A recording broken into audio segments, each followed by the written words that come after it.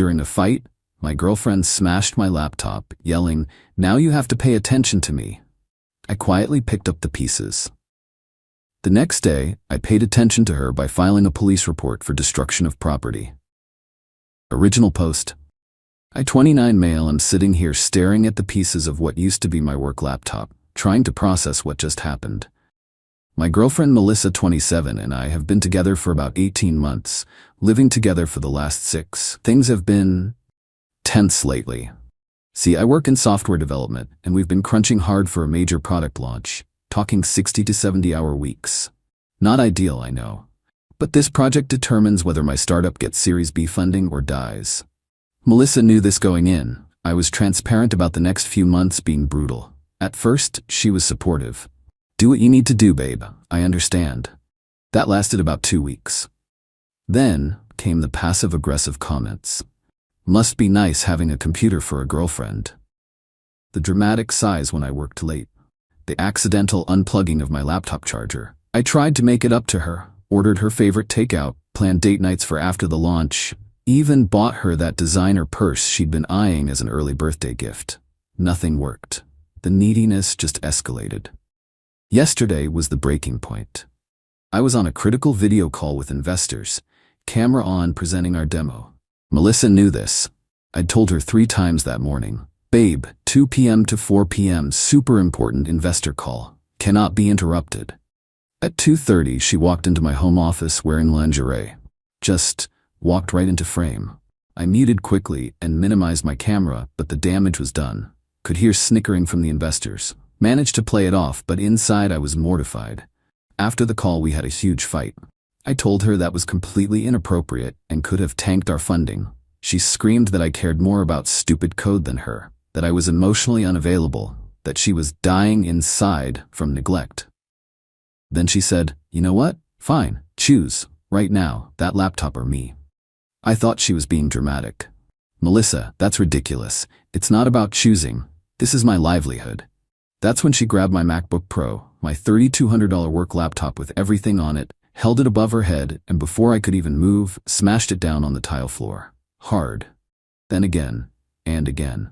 "Now you have to pay attention to me," she screamed, standing over the destroyed laptop, breathing hard. The screen was shattered. Keys scattered everywhere. The frame bent. It was completely destroyed. 3 years of work, projects, client data, everything. Yes, I have backups, but that's not the point. I didn't yell, didn't scream, just got down on my knees and started picking up the pieces. She stood there waiting for me to, I don't know, comfort her, apologize, choose her. Instead, I carefully collected every piece, put them in a box, took photos of everything. Then I grabbed my phone, wallet, and car keys. "Where are you going?" she asked, suddenly looking worried. "Hotel. Don't contact me." That was last night. This morning I did 2 things. 1. Called my lawyer friend for advice. 2. Went to the police station and filed a report for destruction of property. The officer taking the report seemed shocked when I showed him the photos and told him the replacement value. Turns out destroying property worth over $1,000 is a felony in my state. Not a misdemeanor, a felony. Melissa's been blowing up my phone all day. 73 calls, 200 plus texts, everything from "I'm sorry" to "you're overreacting" to "please don't do this" to "if you loved me, you'd understand why I did it." Her best friend Jade called me. "You seriously went to the cops? Over a laptop?" She was just emotional. My response? She committed a felony. Actions have consequences. "You're going to ruin her life over a tantrum?" She ruined my laptop over attention. See how that works? I'm done. Moving out this weekend while she's at work. Already got a storage unit for my stuff. The entitlement to think she could destroy thousands of dollars of my property and face 0 consequences? Nah, the detective assigned to the case is coming by tomorrow to get my full statement and the evidence. They said with the photos and value, it's a pretty straightforward case if I want to press charges. I do. Update 1. 2 days later. Holy hell, the entitlement escalation has been insane. So the detective came by yesterday morning, super professional, took all my evidence, got my statement. He mentioned that with the value and the intentional nature of the destruction, the prosecutor will likely take this seriously. He also said Melissa would probably be contacted within 48 hours. Well, she was contacted this morning, and that's when everything went nuclear. First, I got a call from her mom, Diane. This woman has always been a piece of work, but today was next level. How dare you? No hello, just screaming. Hello, Diane. You're having my baby arrested over some replaceable electronics? Your baby is 27 and destroyed $3,000 of my property. She was hurting. You've been neglecting her for months. She reached a breaking point. Any reasonable man would understand that. Any reasonable person wouldn't destroy someone else's property. Oh, please, you men and your toys. Buy another one and stop being dramatic. I'm sure your little computer job pays enough. That toy contained client work worth about $50 in contracts. But sure, no big deal. Well, maybe if you'd been a better boyfriend. I hung up, blocked her number. Then came Melissa's attempt at damage control. She showed up at my hotel. No idea how she found me. Probably Jade, who works at the front desk of another hotel and has connections. Security footage would later show her in the lobby for over an hour, but I only found out when she somehow convinced a housekeeper to let her onto my floor. Knock, knock, knock. Tom, please, I know you're in there. We need to talk. I called down to the front desk. There's someone harassing me outside my room. Security removed her, but not before she made a scene. According to the security guard who came to apologize, she told everyone in the lobby I was an abusive psychopath trying to destroy her life. But here's where it gets really good. I get a text from an unknown number. It's Melissa's dad, Richard. Richard's always been the quiet type, lets Diane run the show. But this text. Tom, this is Richard. I heard what happened. I'm sorry about what Melissa did. That wasn't okay. But please, reconsider the charges. This could affect her nursing license application. She's worked so hard. There must be another way. At least he was polite. I responded. Richard, I understand your concern, but Melissa made a choice to destroy my property. If that affects her career prospects, that's a consequence of her actions, not mine. His response? I'll pay for the laptop, full replacement cost, plus damages, please. Now I'm thinking, wait. Melissa told me her parents were struggling financially. That's why she couldn't help more with rent despite working full-time. Interesting. I appreciate the offer, Richard, but this isn't about money. It's about Melissa believing she can do whatever she wants without consequences. That's when Diane took his phone. Listen here, you little I know people. I will make your life hell if you don't drop these charges. You think you're hot stuff with your computer job? I'll have you blacklisted from every tech company in the state. Screenshot, save, forward to my lawyer friend. His response, lol, that's witness intimidation? Want me to add it to the file? Absolutely. Meanwhile, Melissa started a social media campaign, posted a crying selfie with a long caption about how her narcissistic ex is trying to destroy her future over an accident. Accident. She called it an accident. The comments were mixed, some of her friends buying it, but others asking questions. Wait, how do you accidentally smash a laptop multiple times? Girl, didn't you tell me last week you were planning to break his stuff to get his attention? That second comment? Screenshot immediately. Thank you, random friend with a conscience. Update 2. 1 week later. The last few days have been a masterclass in digging your own grave. So remember how Richard offered to pay for the laptop? Well, Melissa lost her mind when she found out. Apparently, Daddy wasn't supposed to tell her that he has money saved. She called me, screaming, "You turned my dad against me. He just told me I need to use my savings to pay him back if he covers your stupid laptop." Your savings? I thought you didn't have any savings.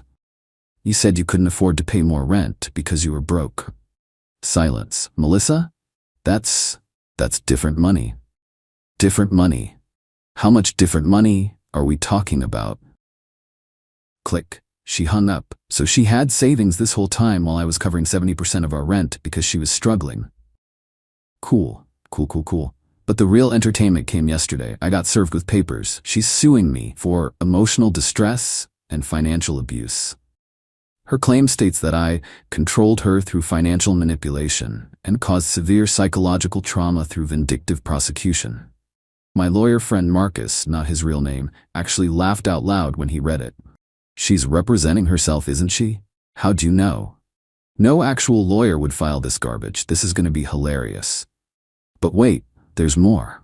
Melissa also included a demand letter. She wants $10,000 for emotional damages, $5,000 for lost wages due to stress, me to pay her moving expenses, a written apology to post on my social media. Oh, and dropping the criminal charges. Obviously, I showed this to the detective handling my case. He just shook his head. She does realize this looks like extortion, right? She's basically saying drop the charges or I'll sue you. She's not the brightest. I'm starting to see that. Then came the escalation from Diane. She started calling my workplace. Yeah, this lunatic looked up my company, found our main number, and started calling, demanding to speak to my CEO about my abuse of a vulnerable young woman. Our receptionist, bless her, put her through to HR instead. HR called me. Hey Tom, we have a situation. A woman claiming to be your ex-girlfriend's mother is calling repeatedly, making accusations. What's going on? I explained everything, sent them the police report number, the screenshots of her threats. HR's response was basically, yikes, okay, we're blocking her number and documenting everything. Let us know if you need anything. My CEO actually pulled me aside later. Is this the same girlfriend who showed up in lingerie during the investor call? Yeah. And now her mom is harassing the company? Yeah. You need better taste in women, Tom. Working on it. But here's the kicker. Remember that friend who commented about Melissa planning to break my stuff? She DM'd me.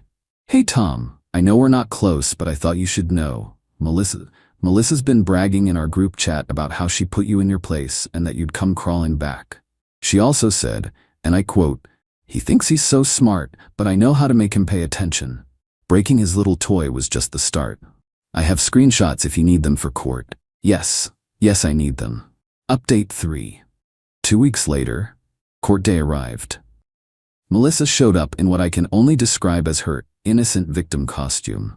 Pastel pink dress, minimal makeup, hair in a demure bun. Almost didn't recognize her without her usual Instagram baddie aesthetic.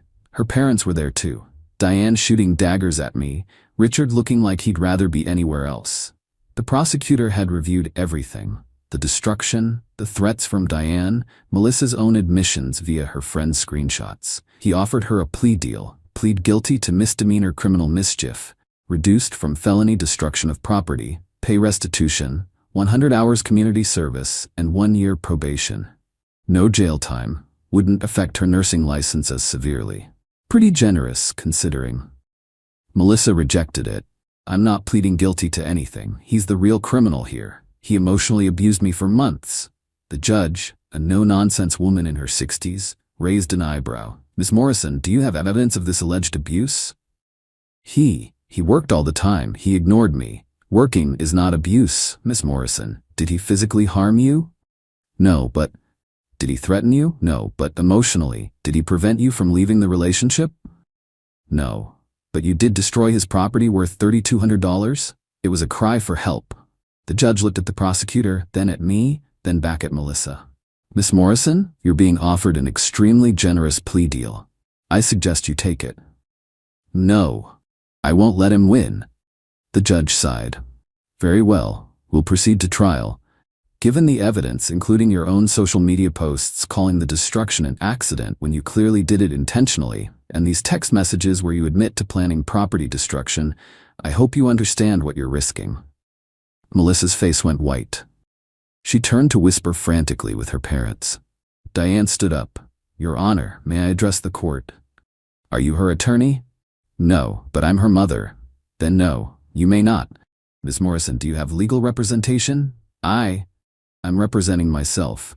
I strongly advise you to get an attorney, Ms. Morrison. Trial is set for next month. As we left the courthouse, Richard approached me. Tom, please, just take the money. I'll give you $10,000. Just drop this. Richard, she needs to face consequences. You bailing her out is probably why she thinks she can act like this. He looked defeated. Diane won't forgive me if Melissa gets a record. That sounds like a you problem. But Melissa wasn't done. That evening, she went on Instagram Live. Oh yes, live. Crying, wailing about the injustice, how the system protects abusive men, how I'm ruining her life over nothing. Someone in the comments asked, didn't you break his computer on purpose though? Melissa, it wasn't on purpose. I was having a mental health episode. Another comment. Girl, you told me last month you were going to smash his stuff if he didn't pay attention to you. Melissa immediately ended the live stream, but not before several people screen recorded it, including me. Sent it straight to the prosecutor with a note. She's now claiming mental health issues. Might want to request a psychological evaluation. The prosecutor replied, already on it. This is the most self-destructive defendant I've seen in a while. Update 4, trial day. The trial was something else. Melissa actually got a lawyer. Some ambulance chaser who probably took her case for the publicity. He tried to paint me as a neglectful partner who drove her to a breaking point. The prosecutor's response was brutal. Evidence presented. 1. The destroyed laptop in a clear evidence bag, looking like technological roadkill. 2. Photos I took immediately after reading. 3. Her social media posts calling it an accident, then admitting it was intentional. 4. Screenshots from her friend showing premeditation. 5. Her Instagram live meltdown. 6. The threatening texts from Diane. Bonus, witness intimidation charge being considered separately. But the star witness was Melissa's former friend Amanda, who came forward with the group chat receipts. Amanda testified, she said, and I quote, "I'm going to break something he loves so he knows how I feel. Maybe his precious laptop." This was 3 days before she actually did it. Melissa's lawyer tried to object, but the messages were already admitted as evidence. Then came Melissa's testimony. Against her lawyer's advice, you could see him dying inside. She insisted on taking the stand. It was a disaster. Pros Morrison, did you destroy the defendant's laptop? He made me do it. He physically forced you to break his laptop? No, but emotionally. Did he ask you to break his laptop? No. Did you plan to break his belongings to get his attention? That's taken out of context. It's your own words in the group chat. What context are we missing? I wasn't serious. But you did break his laptop? Yes, okay. I broke it, but he deserved it for ignoring me. The entire courtroom went quiet. Even her own lawyer facepalmed. The judge didn't even need long to deliberate. Guilty of criminal mischief in the second degree. Sentence: $3,200 restitution for the laptop, $1,500 in additional damages for lost work, 200 hours community service, 18 months probation, anger management classes. And because of her lack of remorse and admission that he deserved it, the judge made sure it would remain on her record as a crime involving moral turpitude, which means her nursing license application is basically dead. Melissa started sobbing. "You've ruined my life. I'll never be a nurse now." The judge's response: "Miss Morrison, you ruined your life when you chose to destroy someone else's property in a fit of rage. Actions have consequences." Diane started screaming in the courtroom about corruption and sexism, and had to be escorted out by security. Richard just sat there, head in his hands. As I was leaving, Melissa's lawyer pulled me aside. For what it's worth, I tried to get her to take the plea deal. She insisted you'd cave because you loved her too much to let her suffer. She genuinely believed you'd drop the charges at the last minute. Why would she think that? Because apparently that's what happened with her ex before you. She keyed his car, he threatened to press charges, she cried, he dropped them. Wow. Yeah, good luck, man. Final update. 1 month later. It's been a month since the trial. Thought I'd give one last update before I put this whole chapter behind me. Melissa has paid $1,000 of the restitution so far. Turns out that savings she had? About $2,500. Not exactly the fortune she made it seem like. Richard is covering the rest in installments, despite Diane's protests. He actually sent me an apology letter, saying he realizes now that always bailing Melissa out created this monster. Too little too late, but at least he gets it. Diane, on the other hand, is now facing her own charges for witness intimidation. Turns out threatening to ruin someone's career if they don't drop charges is shockingly illegal. She's looking at possible jail time. The karma is delicious. Melissa tried to start a GoFundMe titled "Help Me Rebuild After Domestic Abuse," but it got taken down after multiple people reported it with links to the court records showing she was the one convicted of a crime. She managed to raise $73 before it was removed. Her nursing school dreams are officially dead. The conviction showed up in her background check. She's now working retail and living with her parents. According to Amanda, who still occasionally updates me, Melissa blames everyone but herself. Me for overreacting, the judge for being sexist, her lawyer for not fighting hard enough, and even Amanda for betraying her. The entitlement never stopped, it seems. As for me, I got a new laptop. Better model, thanks insurance. Our startup got funded. The investors actually joked that the lingerie incident showed we were a real startup facing real challenges. And I'm in therapy to deal with some of the relationship trauma. Turns out dating someone who thinks destroying your property is a valid form of communication leaves some scars. Who knew? I'm not dating right now. Just focusing on work, hanging with friends, and enjoying the peace of not having someone demand my constant attention. My apartment is quiet. My belongings are intact. Life is good. Oh, and remember Jade, the friend who helped Melissa find my hotel? She reached out last week to ask if I wanted to grab coffee and talk about everything that happened. Yeah, no, blocked. Some people asked if I regret pressing charges, if maybe I should have just taken the money and moved on. Here's the thing, it was never about the money. It was about someone thinking they could destroy my property because they weren't getting enough attention.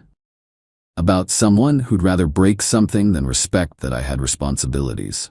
About the entitlement to think tantrums should be consequence-free. She wanted my attention? Well, she got it.